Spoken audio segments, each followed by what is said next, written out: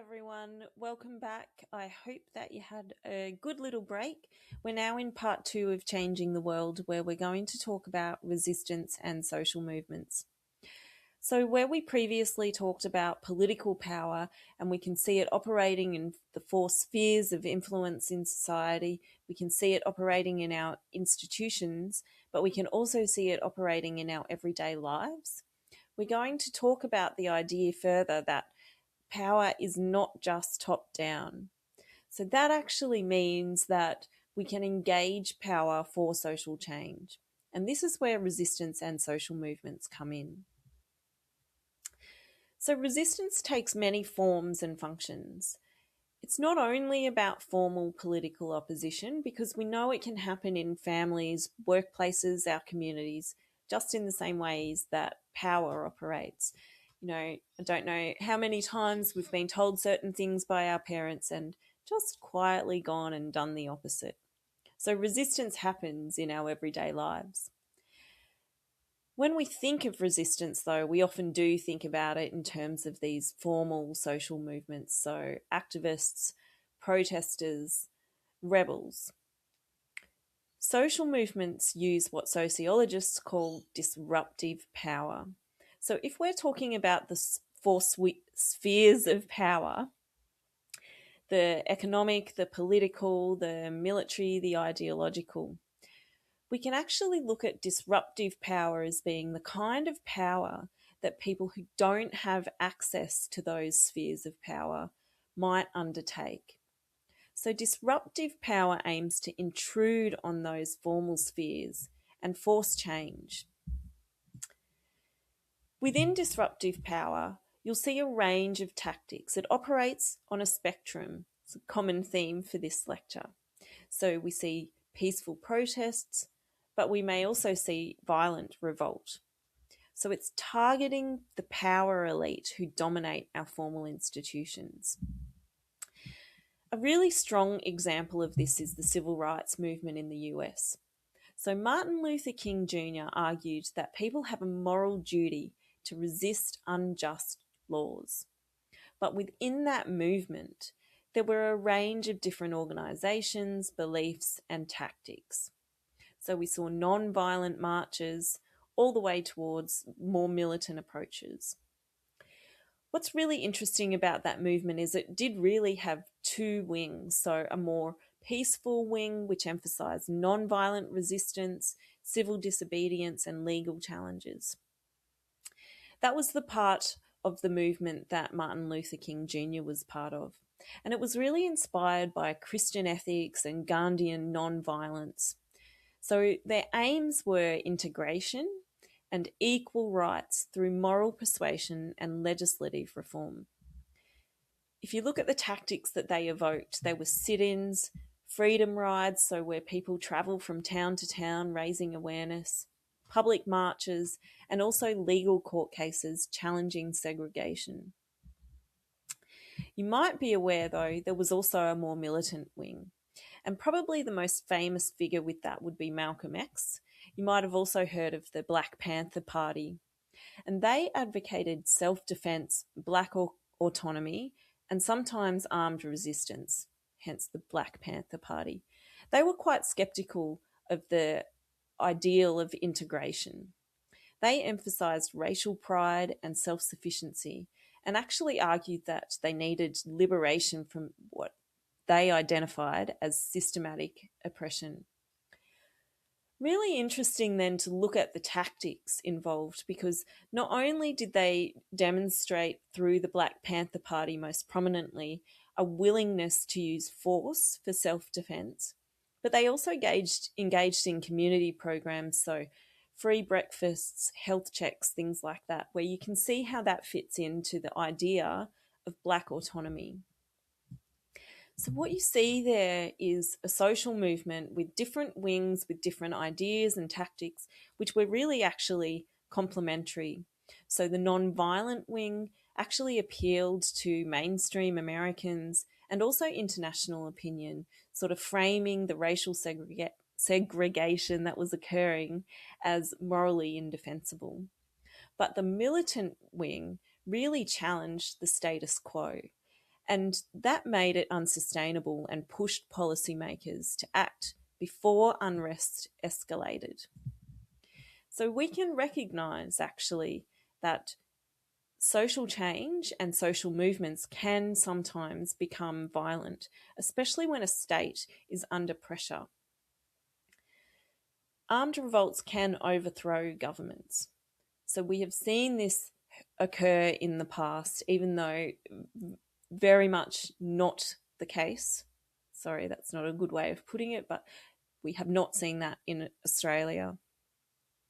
So, academic discussion is ongoing about what formulates social revolt and what is a political revolution. But what we can see here from this example, anyway, is that the changes actually haven't come about as a result of progress. Sure, like the non-violent arguments around equality and justice really did appeal, as I said, to the sort of mainstream American values. So that makes it seem like it's a natural progression.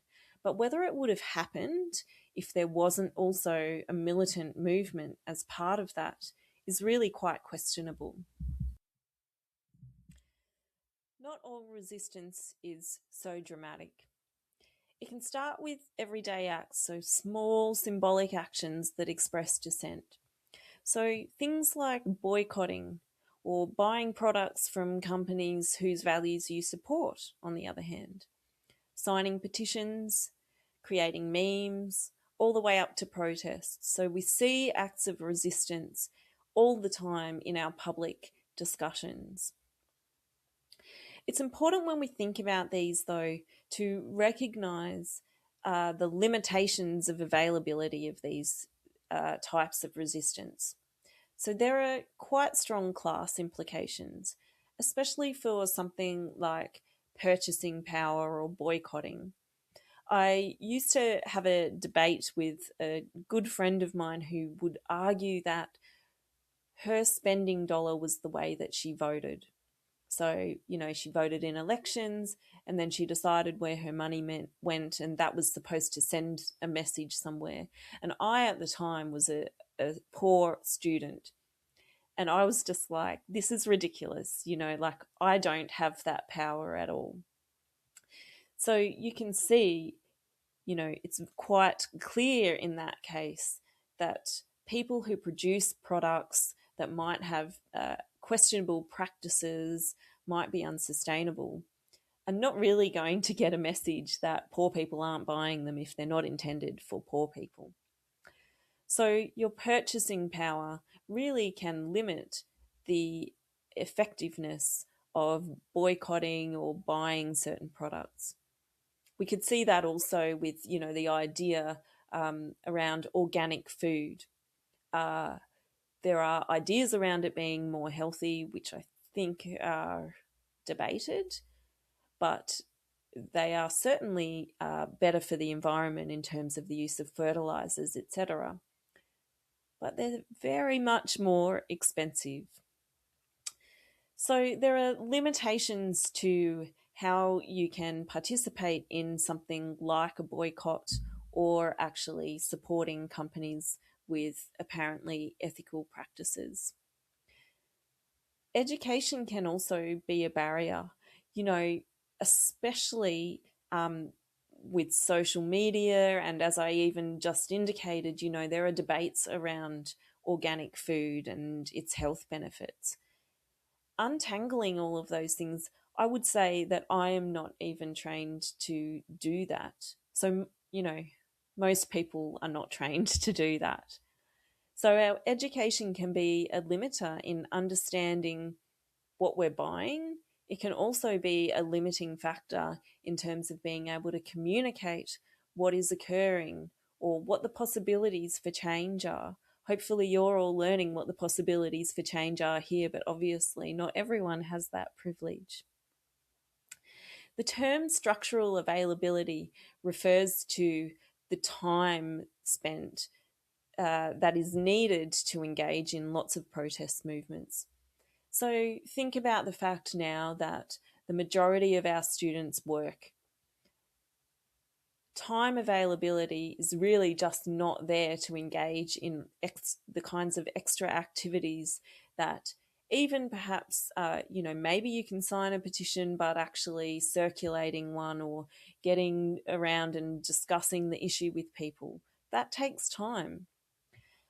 Certainly, in terms of protest movements and things like that, I would say structural availability is a big issue. If you want to get really involved in something, it takes lots of time, it takes meetings. Of course, as I said, it takes education. You can think about too the ways in which some of the messages from some protests come across. So I'm thinking here about climate change protests where people block roads.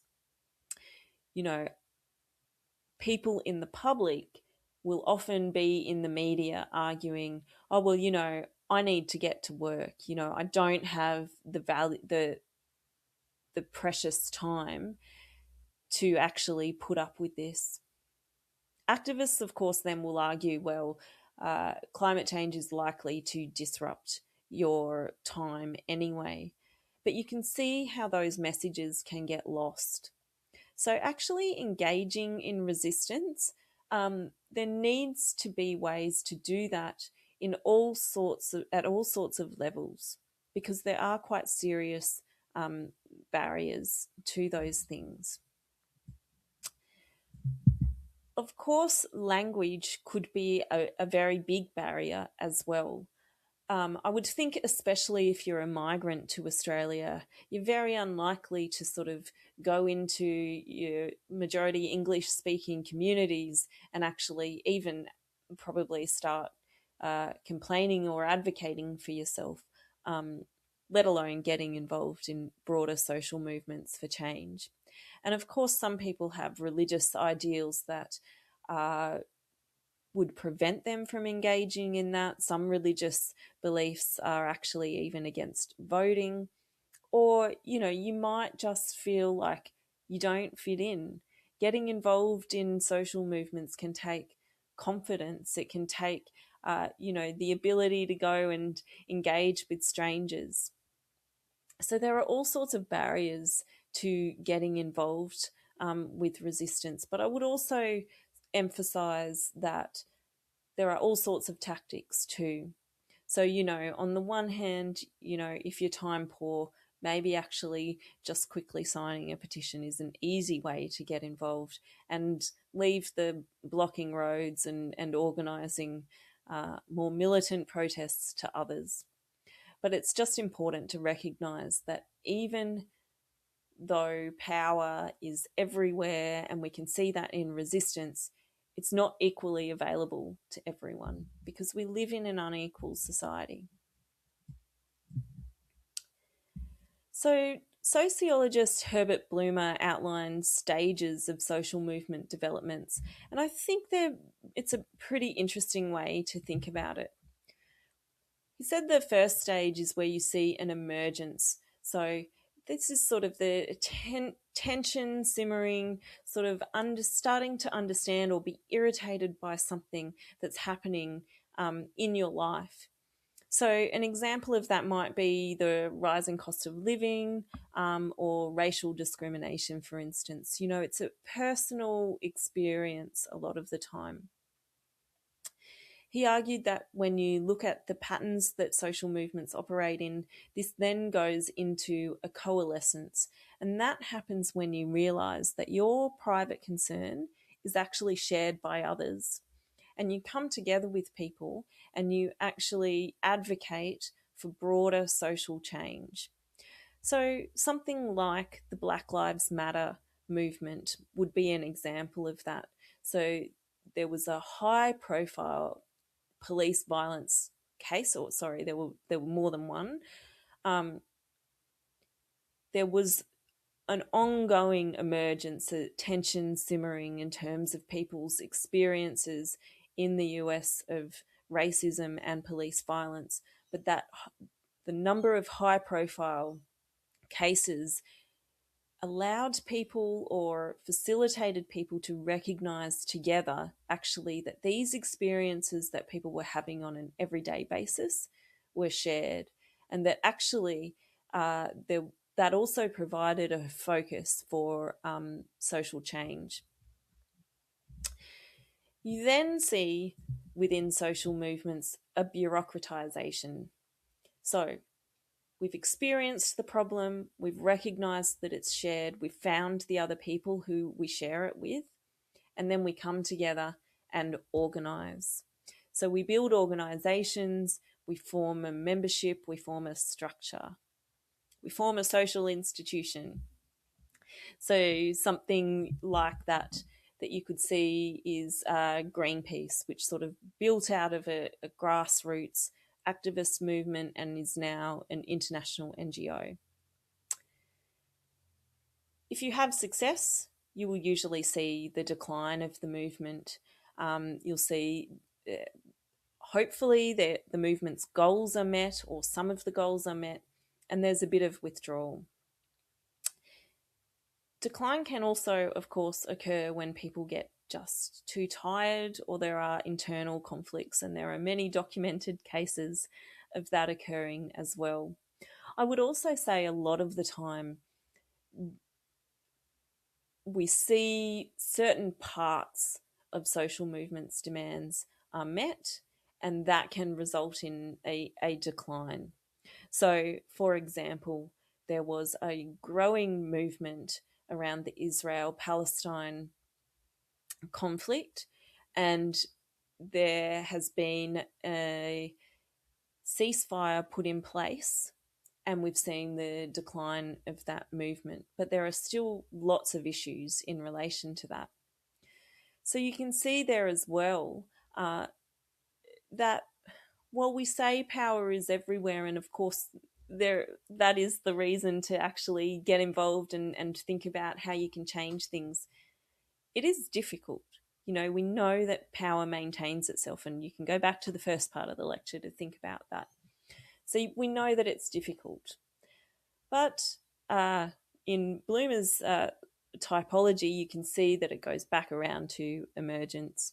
So social movements will evolve as governments respond or the powers respond.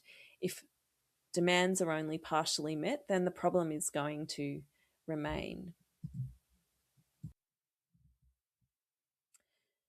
One thing I would say about that model of how social movements operate is it's important to recognise that in general we might see that pattern, but it's not always the case. There have been some social movements, more recent social movements, that have actually deliberately avoided bureaucratisation, for instance.